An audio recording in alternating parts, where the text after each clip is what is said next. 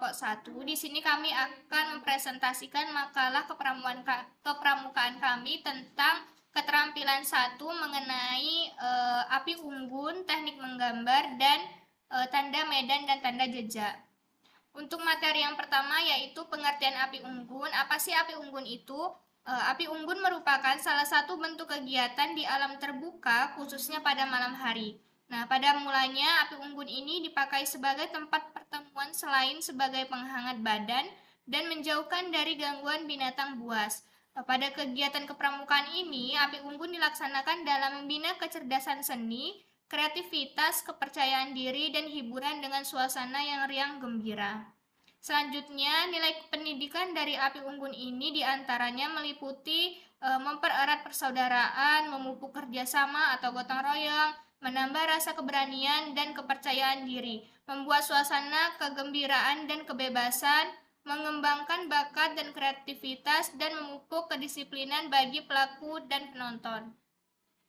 Nah, untuk tata cara pelaksanaan api unggun ini ada beberapa. Yang pertama yaitu tempat diselenggarakannya api unggun ialah di medan terbuka berupa lapangan yang cukup luas, tanahnya kering dengan permukaan rata. Yang kedua, bila api unggun dilaksanakan di lapangan yang berumput tumbuh dengan baik.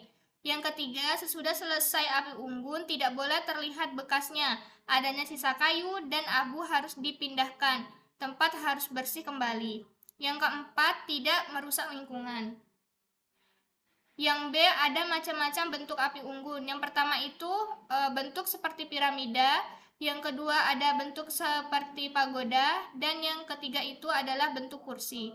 Untuk materi selanjutnya akan dijelaskan oleh Asri. Baik, materi selanjutnya adalah pengertian teknik menggambar dalam kepramukaan. Jadi, peta pita adalah laporan perjalanan suatu pengembaraan yang dibuat pada waktu mulai berangkat hingga ke tempat tujuan. Tujuan pembuatan peta pita ini adalah untuk menggambarkan keadaan perjalanan yang telah dilakukan dari suatu tempat ke tempat lainnya. Jadi, peralatan yang disiapkan dalam pembuatan peta pita ini adalah 1. Pensil teknik 2B, 2. Penggaris panjang, 3. Kertas pita peta, 4. Kompas didik, 5. Meja kerja. A. Hal yang perlu diperhatikan dalam pembuatan teknik menggambar dalam kepramukaan itu ada 3, yaitu 1. Penentuan skala, 2. Pembuatan keterangan, 3. Penulisan arah utara, jarak, dan waktu.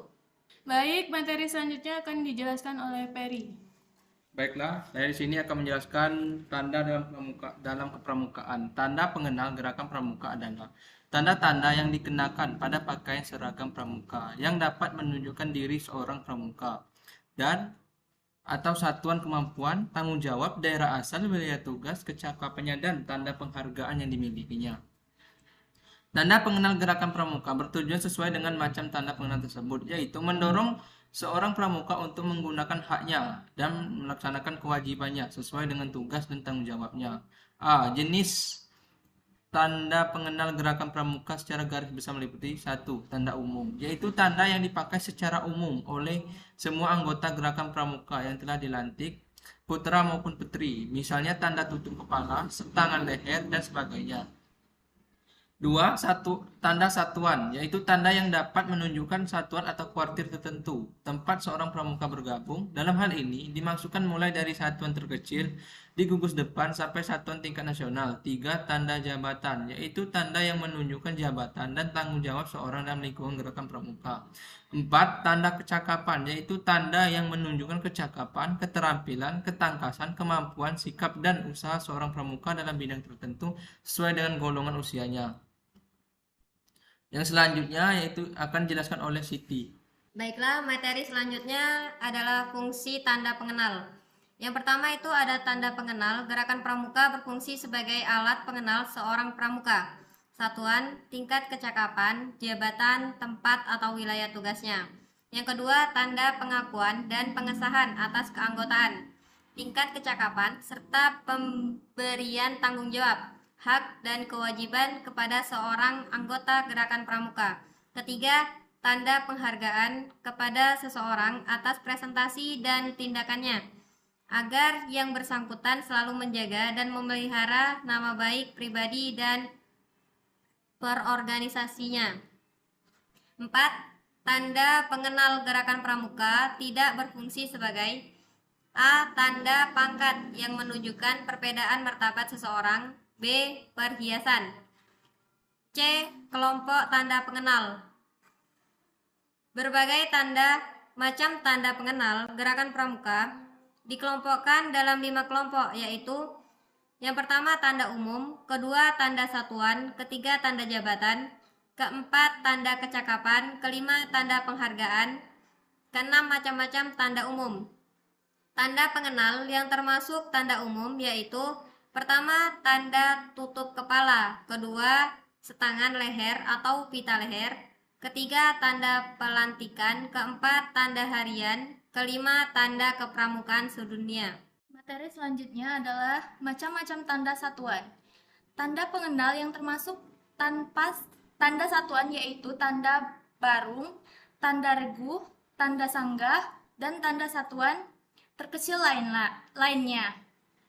Tanda gugus depan, kuartil dan majelis pembimbing, tanda krida dan tanda satuan karya, rencana daerah, dan tanda wilayah, tanda satuan pramuka, luar biasa, tanda satuan lainnya. Macam-macam tanda jabatan. Tanda pengenal yang termasuk tanda jabatan yaitu tanda pemimpin dan wakil pemimpin, yaitu barung, regu, sanggah, dan lain-lain. Tanda pembimbing dan wakil pemimpin, krida dan satuan karya, tanda keanggotaan Dewan Kerja, Penegak, dan Pandega, tanda pembina dan pembantu pembina, yaitu siaga, penggalang, penegak, dan pandega, serta tanda pembina gugus depan, tanda pelatih pembina pramuka, tanda andalan dan pembantu andalan, tanda jabatan lainnya.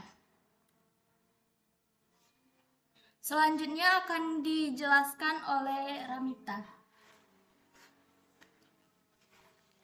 Baik, materi selanjutnya yaitu macam-macam tanda kecakapan.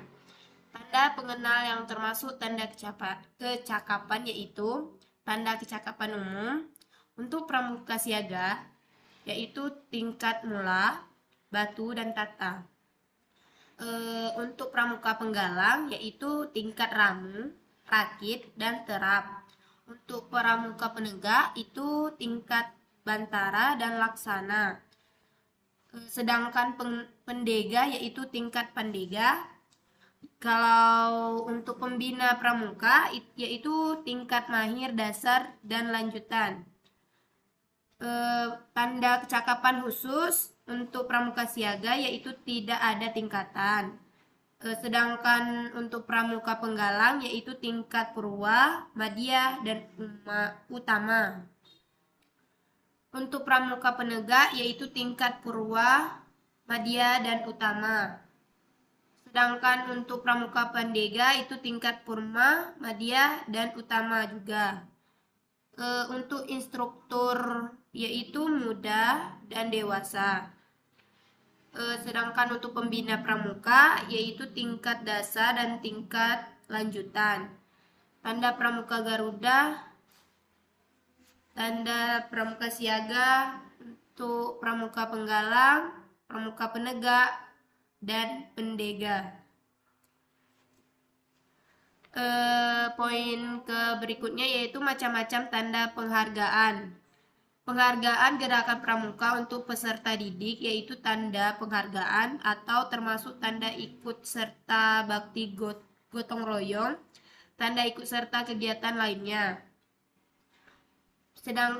Poin pertama bintang tahunan, lancena waratama, lancana teladan, tanda penghargaan gerakan pramuka untuk orang dewasa yaitu bintang tahunan, lancana pancawarsa, lancana wiratama, lancana jasa, yaitu dharma bakti, melati, tunas kencana. Baik, selanjutnya jejak dalam pramuka.